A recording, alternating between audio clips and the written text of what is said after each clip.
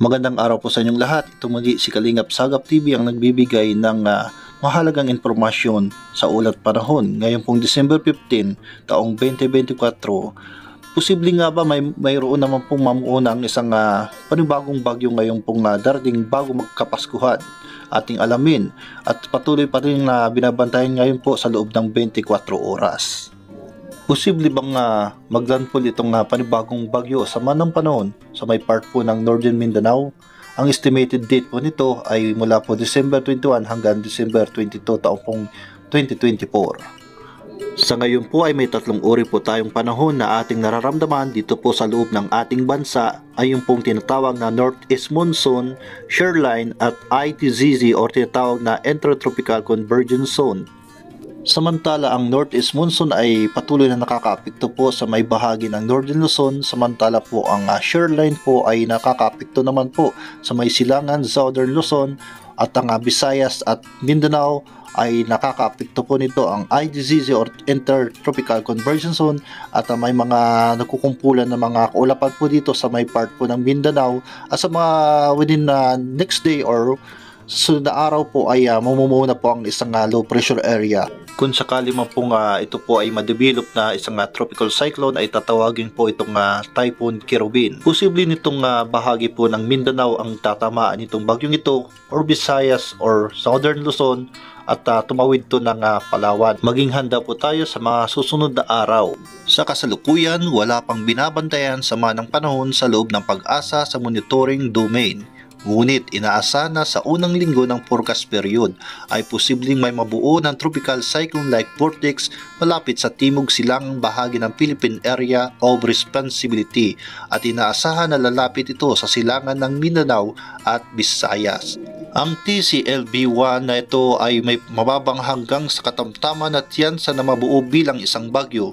Para sa ikalawang linggo naman ng forecast period, may panibagong TCLB-2 na mabuo sa karagatang silangan ng Mindanao at Visayas, ngunit mababa pa rin ang tsansa na mabuo pa rin itong isang bagyo. Patuloy na binabantayan ng Pag-asa DOST sa loob ng 24 oras ngayon pong December 15 taong pong 2024. Ang shoreline po ay nakakapekto naman po sa bahagi ng eastern section of Southern Luzon, samantala ang Northeast Monsoon ay nakakapekto naman sa bahagi ng Luzon. Ito po ang nakakaapekto ng shoreline sa bahagi po ng Bicol Region, Eastern Visayas, at mayroon po itong makakapal na kaulapan at kalat-kalat na pag-uulan at thunderstorm.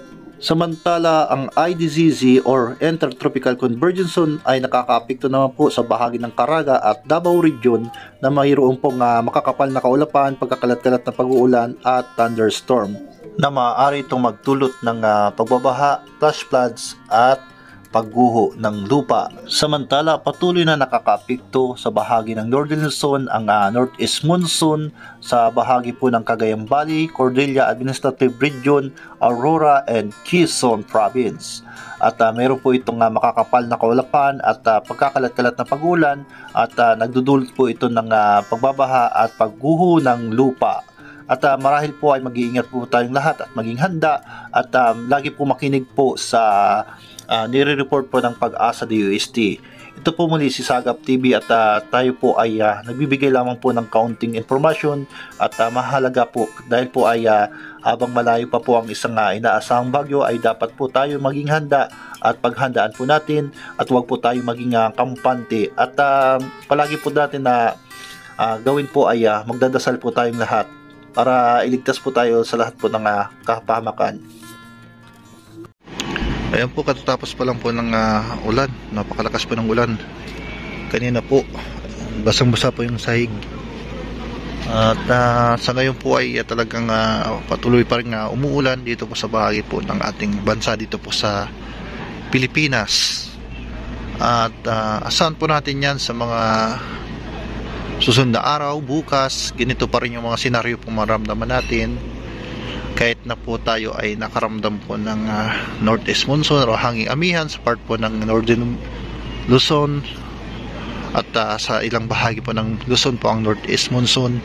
At samantala po dito sa bahagi po ng Kabikulan po yung tinatawag na shoreline at pagsalubong ng mainit na hangin at malamig na hangin. Ang malamig na hangin po ay galing po sa Northeast Monsoon, habang po ang mainit na hangin po ay galing po sa mainit na hangin po sa tinatawag din sa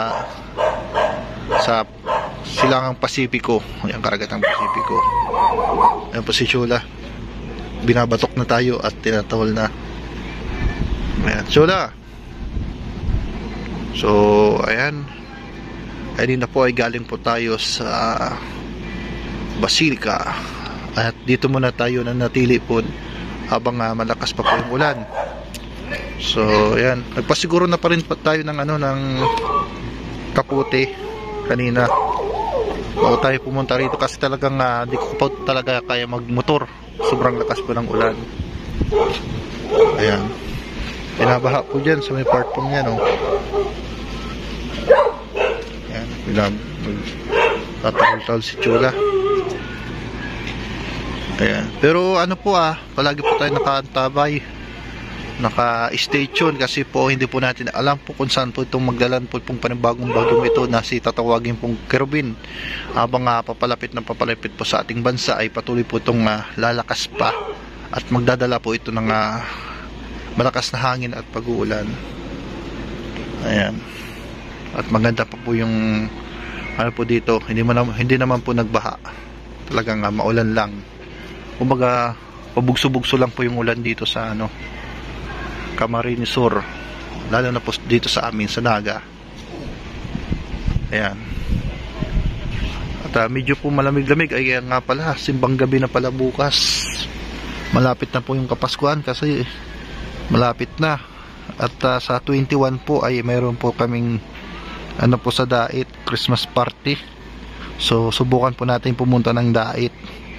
At yun, siyempre at the same time palagi tayong magdadala po ng kaputi, kasi payong, kasi yan po yung panangga natin ng mga nakarang pong araw po, hindi po tayo nakadala po ng payong at kaputi nung tinda tayo, kasi hindi natin inaasahan mainit po yung panahon.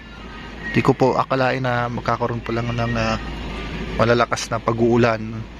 So pabago-bago nga po yung natin, kaya nga tinatawag pabugso-bugso. Mag-ingat po tayo sa mga part po ng coastal area, sa may malapit sa dagat at malapit po sa mga low-lying area. Ayan, doble ingat po tayo. Ayan, medyo malamig-lamig naman po yung hangin. At malapit na pala yung Kapaskuhan dito sa ating bansa, dito sa Pilipinas. Ayan, sila Kalampitos nandun po sa Dait. At si J. Brad andun rin. At nagpa-order na po ng BSM coffee. So bukas, Lunes, at tayo muna po ay magtitinda. Pero pupunta tayo ng Dait, pupunta tayo. So ayan, naman po, umambon-ambon na naman. Talagang tinatawag na pabugso-bugsong pag-uulan. Masarap po ngayon magkape. Bago po tayo umalis ay magkakape muna tayo. Si Junel at magpapatulong po sa atin na may papasagutan ata ng ng assignment. Tulungan natin kahit kaunting minuto. So ayan, biglaan lang po yung ating pag-vlog ngayon pong gabi. At nag-voice over po tayo kanina. Ngayon pong December 15, 2024, ayan po yung pinaka-latest na po ng panahon sa ating bansa. Maraming salamat po sa lahat po ng nandito sa Sagap TV. Patuloy nyo pong suportahan at mag-update po tayo. Maraming salamat po. Pagpalain po kayo ng Panginoon, and God bless you all. Ayan, mahangin naman po. Ayan, mag-ingat po tayong lahat and pray to the Lord. Thank you so much and God bless you.